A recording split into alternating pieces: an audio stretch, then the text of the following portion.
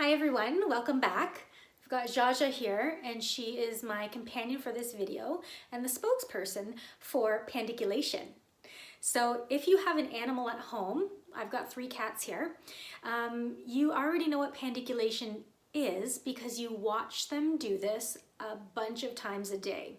Usually when they are coming out of a period where they've been resting for a long time, you'll see them go into a really big contraction, kind of like a downward dog movement or something of that nature. You might see their back legs stretch out and kind of shake a little bit, but really what's happening is a contraction. It's a contraction and then a relaxation where they're preparing their motor cortex. They're waking up their sensory motor cortex so that they can move.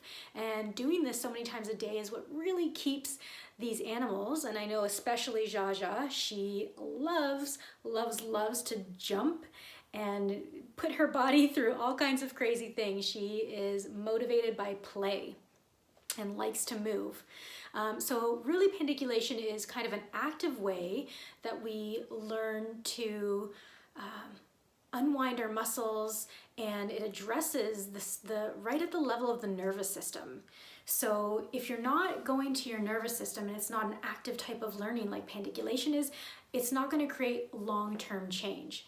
So you don't see you don't see your pet sitting there and doing specific types of stretches so that they can do, be mobile and do all the things that they're designed to do. They just do this natural form of pandiculation, kind of like a big full body yawn, So what it is essentially is a 3-part movement. So first, you will contract a muscle or a muscle group, and you want to contract it a little bit more than what the resting state is. So if it's a muscle that's, really tight and contracted a lot, you want to contract it just a little bit further so that your brain can sense it, right? Your brain needs to sense this new contraction. It doesn't have to go all the way to the max, but you just need to contract enough so that you can sense something.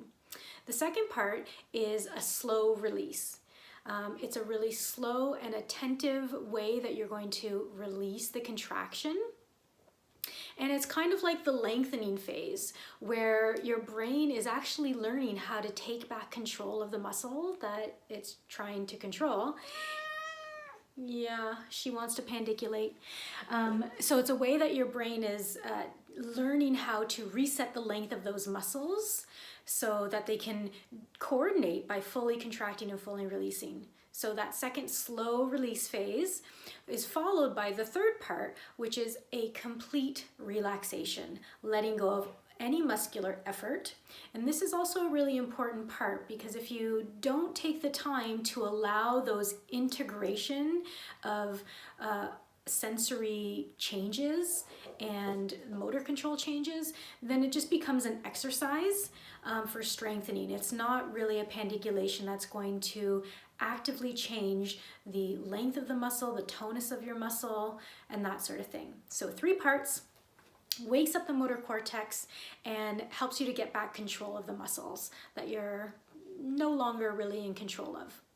So let's try this out together. Just a really simple thing. You can be sitting down or standing, whatever you'd like. And let's pay attention to the tops of our shoulders. These big muscles up here, the upper traps, can get really, really tight for a lot of people, especially nowadays when we're on our devices so much.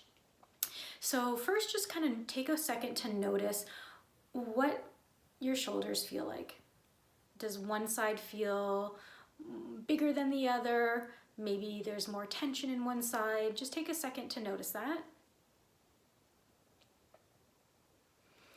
And let's do a basic pandiculation. So slowly start to shrug your shoulders. We'll do it 2 at a time just for time's sake. Shrug your shoulders up to a place where you can comfortably hold it. You should never feel any pain or strain. You should be able to breathe naturally and just notice what that contraction feels like.